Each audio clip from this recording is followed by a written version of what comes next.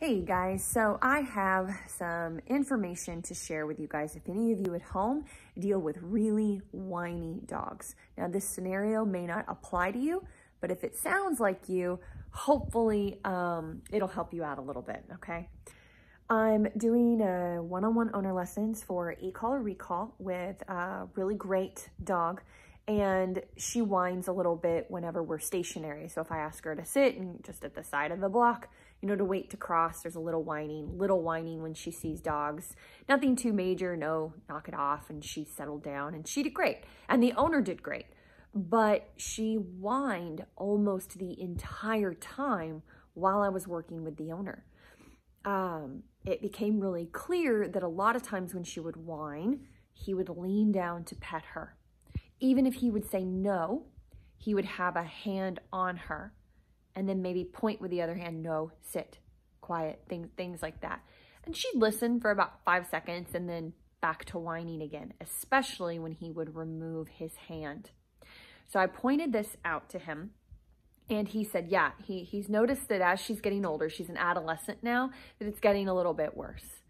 And so I was honest, and I said, you really got to cut this out. Like, any whining, there should be no pets. There should be no place down. And she already knows place. He's already taught her all of her basics. Like, she's really great.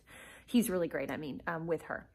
It's just this neediness that he's created because she didn't have that with me. She had a little bit of it, but it was really minor, really manageable.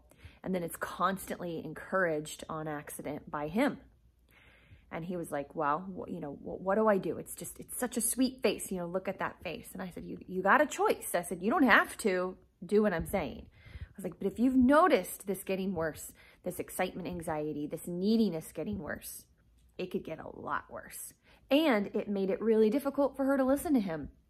Our levels on the e-collar were double with him. And she fully understands e-collar. Last e-collar lesson, she's been doing really great recalling off of dogs, squirrels, but she's tough. Like she makes you tell her what to do. She won't just do it because you've got food or whatever the case is, even with hundreds of repetitions. Okay. So this dog's really been, you know, put through the proper conditioning is my point.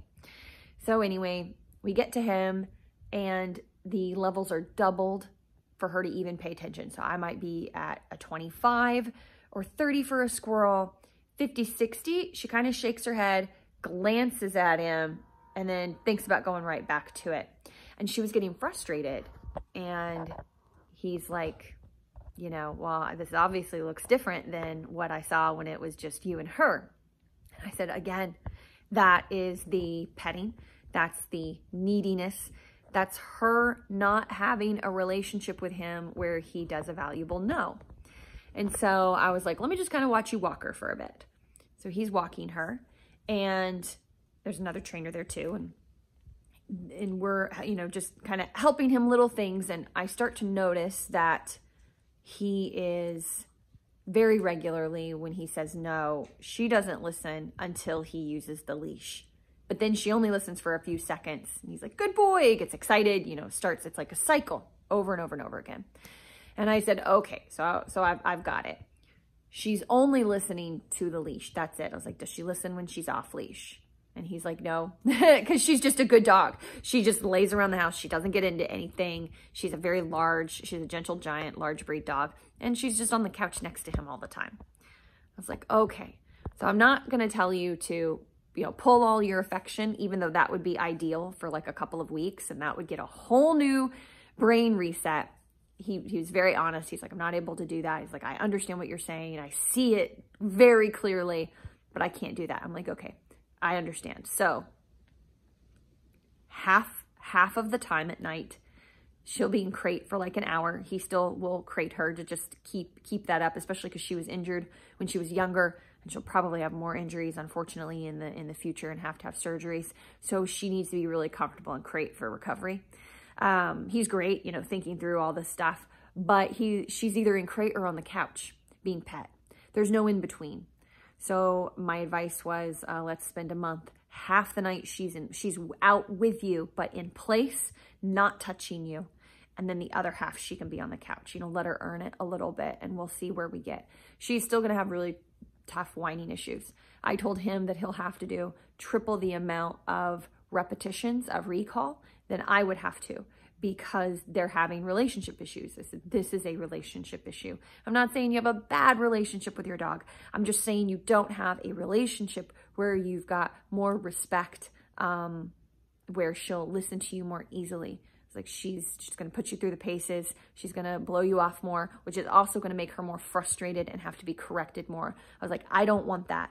So I would like you to work at least a little bit on relationship, and then you have to do 3 times the amount of repetitions going to parks and doing the work before she'll listen to lower key corrections. Okay.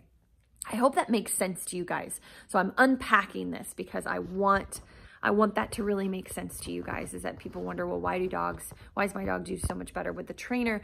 Well, we don't have the emotional relationship history issues, right? Now, my own dogs, for instance, they're way more spoiled than the boarding dogs that come through here, right? I mean, obviously, a dog that, you know, just comes here for boarding or training is going to listen to me possibly better than some of my own dogs sometimes, right? So the difference is when I start to see that developing in my own dogs, which we absolutely do sometimes, especially after the holidays.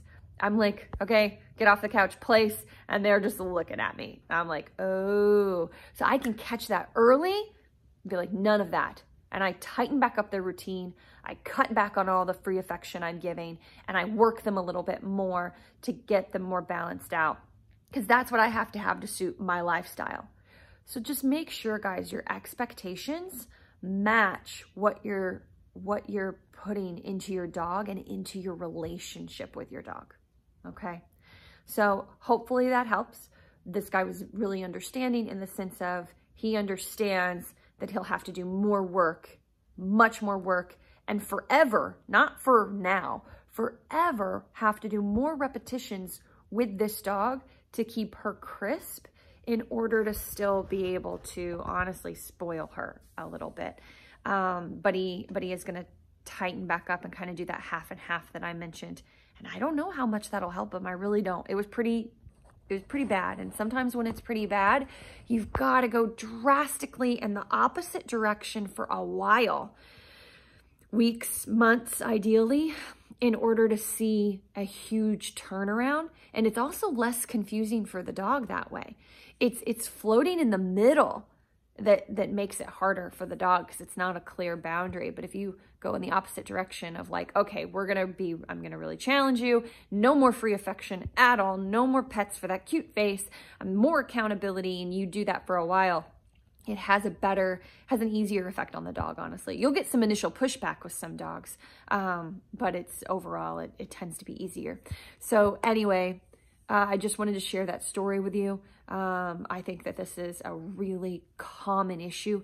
It's also something that our board and train clients deal with all the time.